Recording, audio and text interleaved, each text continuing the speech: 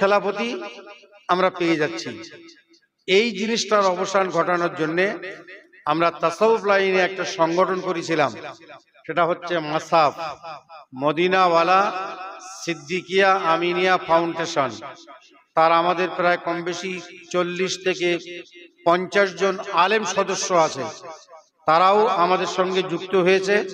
ওরা আমাদের শাখা কমিটি হিসেবে কাজ করবে। আমরা তো দেখছি, মানে আমি কাল রাত তখন 1:15 বাজে, তখনও পর্যন্ত ফোন পাচ্ছি যে হুজুর এত অল্প সময়ের মধ্যে মিটিং রেখেছেন, আমরা যেতে পারছি না, একটু সময় দেবেন, এরপরে আমরা আসবো। তো যাই হোক, এই মাসাবটা এটাও আমাদের একটা শাখা সংগঠন। এদের যে 40-50 জন সদস্য আছে, ওরা আরো সদস্য বাড়াচ্ছে। ওরাও হচ্ছে আমাদের এই শাখা সংগঠনের সঙ্গে যুক্ত। যার দায়িত্বে আছে আমাদের এই মফিজুর রহমান ভাই, মানে আমাদের ভাই বলি কি ছেলে বলি, যাই হোক, ও বেচারা দায়িত্ব আছে, ওরাও আমাদের সঙ্গে কাজ করবে। যাই হোক, সময় আস্তে আস্তে আগাচ্ছে। আমি সবাইকে বলার অনুরোধ করছি, কিন্তু একটু সময়টা কম নেবেন, কারণ অন্যরা সুযোগ পাবে না। এরপরে কি বলবো, আমাদের বসিরহাট কলেজের প্রফেসর, যদিও এক সময়ে গুণাগারদের ছাত্র ছিল, এরা এখন সব প্রতিষ্ঠিত। আপনারা জানেন না, আল্লাহ তাকে অনেক জ্ঞান দিয়েছেন, আরবি সাহিত্যের সুপণ্ডিত, মসলা মাসাইলের ক্ষেত্রেও সমান পারদর্শী। আমিও অকপটে স্বীকার করি, আমি অনেক সময় মসলা মাসাইলের ক্ষেত্রে, যেমন ফুরফুরা শরীফ থেকে হুজুররা আমাকে বলেন যে হুজুর এই মশলাটা কি হবে, আমি যখন নিজে না ব্রেনে আনতে পারি বা সময়ের অভাবে, আমি ক্ষেত্র বিশেষে তার সাথেও পরামর্শ করি। আমার কোনো লজ্জা নেই, কোনো দুঃখ নেই।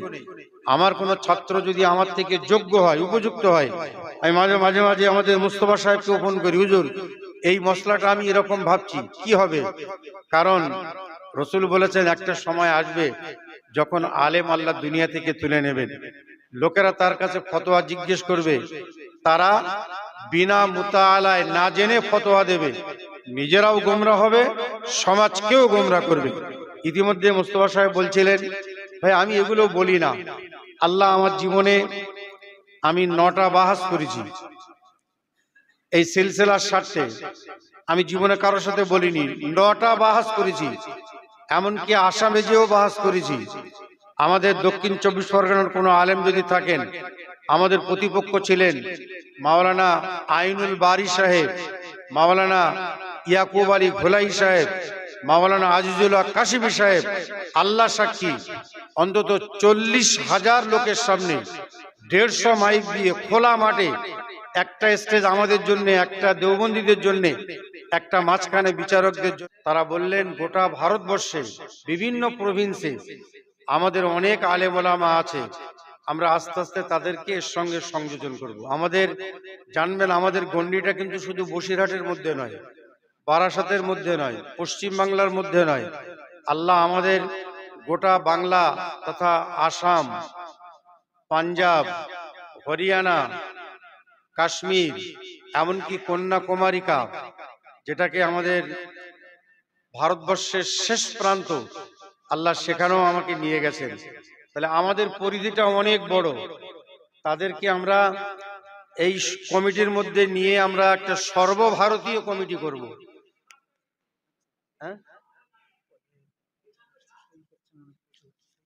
আচ্ছা, যারা এসছেন আমি সবার কাছে নিবেদন করছি, আপনারা সিগনেচারটা করেন। ওই খাতাটা কোথায়? সবাই সিগনেচার করেন। হোয়াটসঅ্যাপ আছে, এমন মোবাইল নাম্বার দেন আর ঠিকানাটা দেন। আচ্ছা যাই হোক, এটা আপনারা একটু ভাবেন। আমি প্রথমেই প্রস্তাবটা কেন রেখেছি, যেহেতু আপনারা একটু ভাবার সময় পাবেন, একটু ভাবার সময় পাবেন। দ্বিতীয় হচ্ছে, আলোচনা হবে, আমাদের একটা শক্তিশালী কমিটি গঠন করতে হবে। এ ব্যাপারে আপনাদের মতামত চাইছি।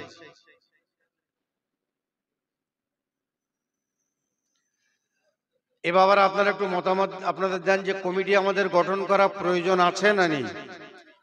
আমাদের একটা নেতা নির্বাচন করতেই হবে। এখন সেটা একটু বলেন আপনারা, আপনাদের ভিতর থেকে। যদি আমরা বলি বুঝি যে না কমিটি গঠন করার প্রয়োজনীয়তা আছে, তাহলে নামকরণ না হয়, আমাদের ইসমাইল সাহেব বলছেন নামকরণ পরে হবে, কিন্তু এই কমিটিটা গঠন করার প্রয়োজন যদি থাকে তাহলে আমার মনে হয় কমিটিটা গঠন করে নেওয়াই ভালো।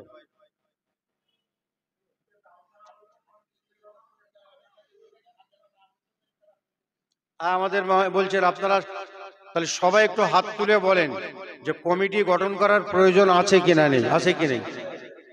আলহামদুলিল্লাহ। তাহলে সবাই একমত যে আমাদের কিছু করতে গেলে একটা সমিতি কমিটির মাধ্যমে করতে হবে, কমিটি আমাদের গঠন করা লাগবে। তো আমি চাইছি খুব বড় না, এখন ছোট করেই হোক কমিটি। আর তাহলে আপনারা এই হাউস থেকে 7 জন কি 9 জন কি 11 জন কি সর্বোচ্চ 15 জন, তার বেশি না, তাহলে সেই নামগুলো এখানে পাঠান, তার থেকে আমরা একটা পোর্টফোলিও করে নেব। আচ্ছা যাই হোক,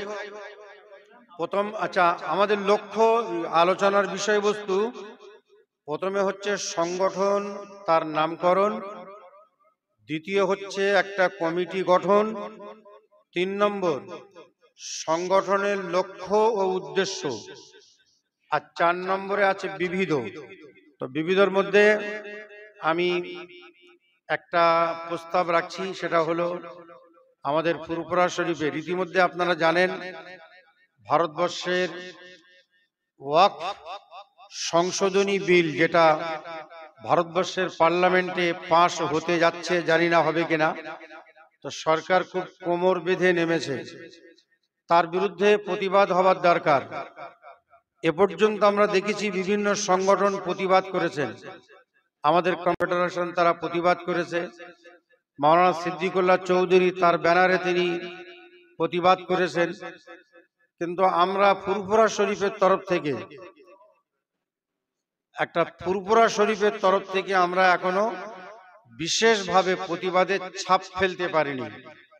এ ব্যাপারে আমাদের ফুরফুরা শরীফের আমাদের সকলের শ্রদ্ধেয় জনাব হযরত মাওলানা তোহা সিদ্দিকী হুজুর আগামী শনিবার কলকাতা রাসমণি রেড রোডে, বৃহস্পতিবার না, আগামী 19শে ডিসেম্বর বৃহস্পতিবার বেলা 12টায় উনি এর বিরুদ্ধে একটা প্রতিবাদ সভা ডেকেছেন। সেখানে আমি বলবো যে আমাদের যাওয়ার বিষয়ে সবাইকে একমত হতে হবে, আর এবার এটা কিভাবে যাওয়া হবে না হবে তার একটা আলোচনা থাকবে। তাহলে এবার মাসুদ ভাই, জাকারিয়া